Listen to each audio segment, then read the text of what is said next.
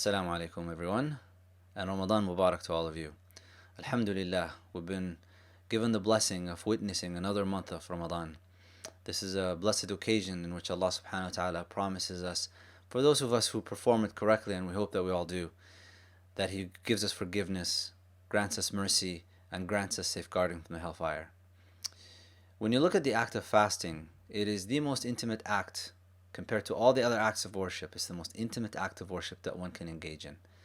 The beloved sallallahu alayhi wa sallam tells us in a Hadith Qudsi that Allah subhanahu wa ta'ala says, all the actions of the children of Adam are for them except for fasting, for it is for me and I give reward for it.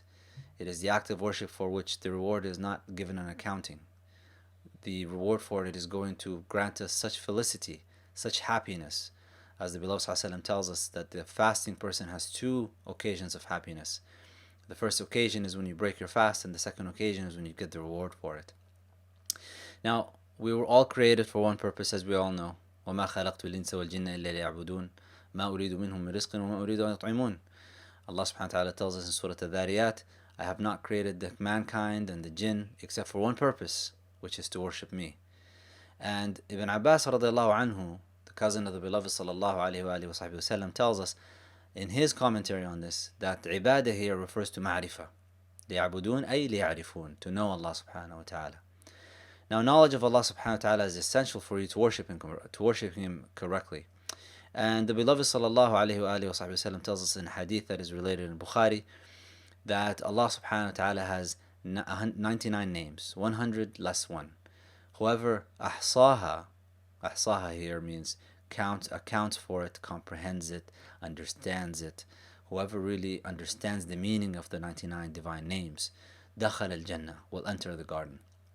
So what I thought for this month, inshallah, is we will gather together on a daily basis. I will share with you the meaning, the manifestation, the understanding of what each of these names is as per the commentary of Sidi Ahmad Zarruq, as the guide for us here. And in doing so, you'll be able to draw on these names, use them in your invocations properly, and contextualize your use of them after you understand how Allah subhanahu wa ta'ala's names manifest in the world. This will give you a more comprehensive understanding of the dunya as well, so that you don't get too caught up with the changes of it and fall into states of despair or anxiety about it, because everything in creation is happening through a manifestation of one of the divine names of Allah subhanahu wa ta'ala.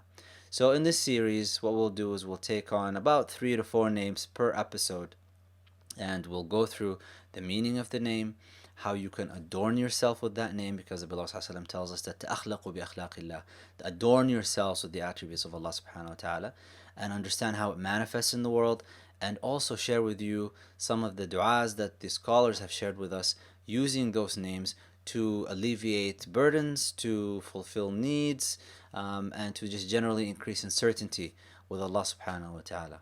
So I look forward to going through this journey with you, and we will start in the next episode with the first, Allah Ar-Rahman and Ar-Rahim. Wassalamu alaikum wa rahmatullahi wa barakatuh.